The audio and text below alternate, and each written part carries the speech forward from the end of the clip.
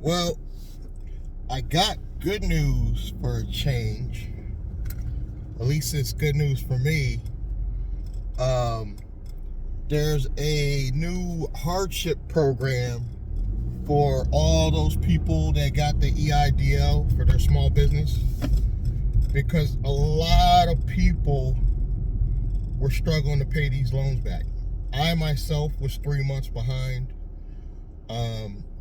It's not that business owners don't want to pay the loan. It's just the payments themselves are just chipping away at the interest. And there's much more things that are priority, like rent. So it's just a simple fact. We got other bills that are more priority over paying this EIDL loan. So I was 3 months behind, but now I'm in good standings because they have a new hardship program. So you guys, I hope you got into that, because it really is beneficial. It cuts your payments down to so small, like 10%. My payment was like $350 a month, and that might not sound like a lot, but when you have a lot of other expenses that are way more important, it's a lot. My utilities, that pretty much is my utilities, you know what I mean?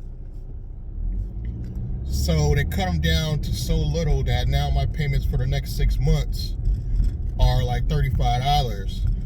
But that a lot of business owners are still complaining, because obviously the bigger borrowers, that's, their payments are still high, and you're just chipping away at the interest.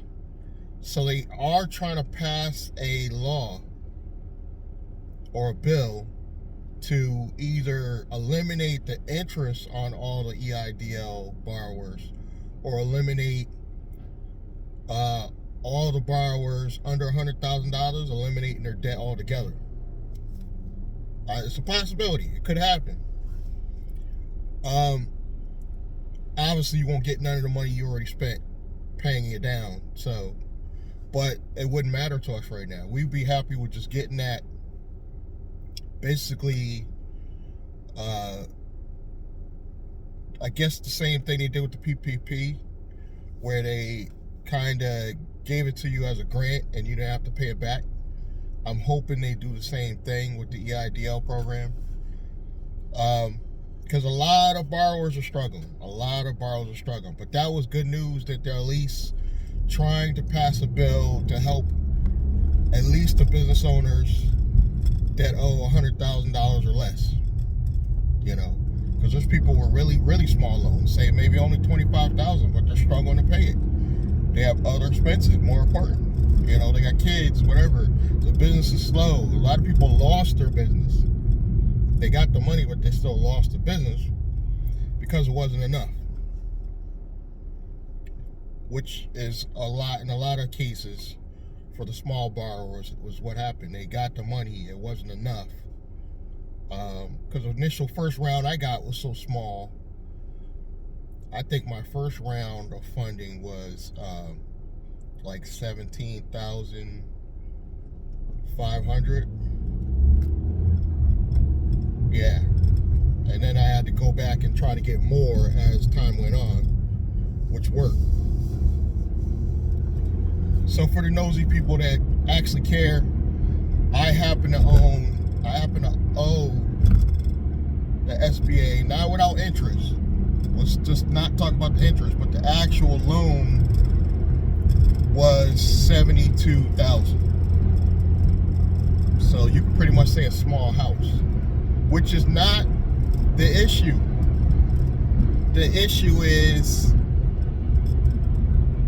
the interest. Because believe it or not, the payments weren't that bad. I mean, that was like a small mortgage. That's like a small house down south, $350, somewhat doable. But when you're only chipping away at interest, it's not helping the government, and it's not helping the people trying to pay it off. But me as a business owner, I understand the importance of staying good with the SBA. So I immediately enrolled in their hardship program. That brings you into good standing. It kind of restarts your loan from that point and put more debt on the back end, but it puts you all the people back in good standing.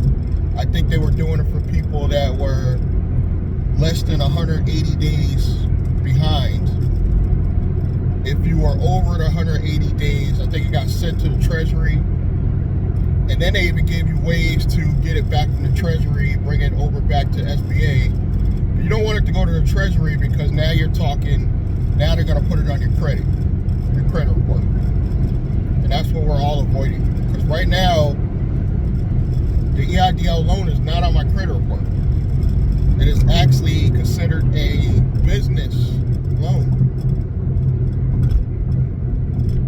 Even though I got it in a DBA in my name, it's still considered a business loan. Thank God. So because it's a business loan, it's not showing on our personal credit unless we default. Just like any other debt, like credit cards or anything, same thing.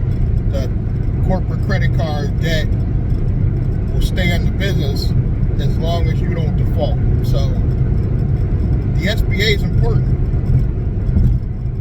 That's the reason why I'm creating a whole nother company to help pay off that debt faster. Because the sooner I pay the SBA back, even if they pass the bill and later, whatever, and I don't have to pay anymore, that's fine. But in the meantime, I need to focus on paying it off, because by paying it off quicker, you're looking at the SBA will give me even more money for my new business. More money. And I plan on scaling this business to the point where, and I'm talking about the media marketing company I've been talking about for several months, for people that have been paying attention. And one of the tools I've been using, first of all, I got to say, thank God for the time I'm in right now. I'm only middle-aged, I'm not ready to die yet, but I'm thanking God that I'm living in this day and age where we have technology that does like 8 people jobs. Between ChatGPT, Pick3AI, Opus Clips, and Internet Income System, I've managed to ramp up all my YouTube channels to the point where they're all almost at 1,000 subscribers. I've got 6 total, but I only actively post on 5. I've got Chaniya Business, which is one of my first channels. I'm almost finally at 2,000 subscribers. Almost at 2,000 subscribers. It's not monetized, but it's bringing in traffic. You guys gotta understand the importance of the traffic. Damn the AdSense money. That's money you count on down the line. Damn the AdSense money. It's creating traffic. So almost 2,000 there. We got Real Wealth TV, which is my smallest channel, almost at 500. And it's because of this training in Atlas Academy that's included with Internet Income System that I think I ramped everything up. And then we got Blandrake. Blandrake is probably, I think Blandrake is probably going to be one of my best channels in the future, because it's managed to build a separate audience from the Chaniya business people, with me still keeping my personality and my strategy that I learned with the shorts is really what sped up the process. So Blandrake, I'm at 700, I believe, in counting. Then we got my channel called Bootsy Blanding. That's almost at another 700. And these are channels I literally had like 200 subscribers and they jumped to 700 from the strategies I'm learning. Oh, this guy trying to speed up just not to let me go by. But yeah, this is the stuff I'm learning. But probably my most successful channel, not in terms of subscribers, because it's not about the subscribers anymore. It's about the engagement and the views. So this is my #1 channel in the way of engagement and views, and that would be Nice Guy Driver. And it's basically my rideshare channel that I've been working on for years, but it wasn't until I learned these strategies that I ramped the growth up. I think I had about 300 subscribers. I got an endorsement from the rideshare professor, one of the biggest Uber YouTubers. So that got me up to about over the 500 mark. But it wasn't until I started putting these strategies in with the shorts, from stuff I learned at Internet Income System, Atlas Academy, that now I'm over the 1,000 subscribers. Not monetized yet, but I'm very close. Like literally, it could be this month I get monetized, because that's how much engagement I'm getting. But I don't care about the AdSense money like that. I know that's most people's focus, but my focus is to get leads, views, engagement. This is one of the reasons why I think if I do a newsletter for the Nice Guy Driver channel, it might actually be successful. It might actually be successful. Because I've got a core niche group of individuals, and the smaller finance channels, they just aren't. It's harder to do finance nowadays. It's harder to get people to really care about finances. Excuse me. Especially when you're dealing with a black audience. I hate to say it. It's hard to get you guys interested in finance when you're more attracted to entertainment. And I realized this. This is one of the reasons why Boosie Blanding channel, which is basically more entertainment, even though I sprinkle rideshare in there, is doing better recently, because I will throw some random videos in there for entertainment purposes, and they get a lot of views. Like for instance, I put something about the January 6th thing, insurrection, and it got like 7,000 views. They got so much engagement because it's such a trigger topic. Man, the Trump supporters came out in force. They came out in force on that video. It was just a short video, but most of my shorts don't get that many views. So to get 7,000 views on there, that was like damn near going viral on that channel, because I don't get that many views like that. I'll maybe get like 400 to 500 views of a short, and actual long form videos don't get any views at all. I get maybe like 30 to 40 views. Randomly, I might get like 100 something views on like one video,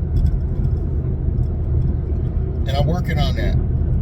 But right now, my strategy is using shorts to ramp up your subscriber account. And having a larger subscriber account doesn't always equate to more dollars, but it usually will equate to at least more traffic, which is where I'm trying to go right now. I'm not focused on getting monetized. I know that's a lot of you guys' dreams, where you're so worried about getting monetized. You can make your little $300-400, you know, for hundreds of thousands of views. That's just not my goal, you know. At least not for now. It's not my goal. My goal is to get more traffic and more signups for affiliate offers like Internet Income System, Picture AI, even PayHip is where I use to make my my platform I use to to, like, if you want to do a course, PayHip is literally free, guys. Links below. And internet income system, I'm telling you guys, watch the growth of my channels. I'm not even going to give you a timeline. I'm going to say in the next 3 months, all my channels will be well over 1,000 subscribers. And 2 of the channels will be monetized. I'm saying it now. Right now, right here. This is a proof. Keep watching. Keep supporting. If you haven't already, go check out Nice Guy Driver. Support me over there. And I'm going to see you guys in the next one. Thank you.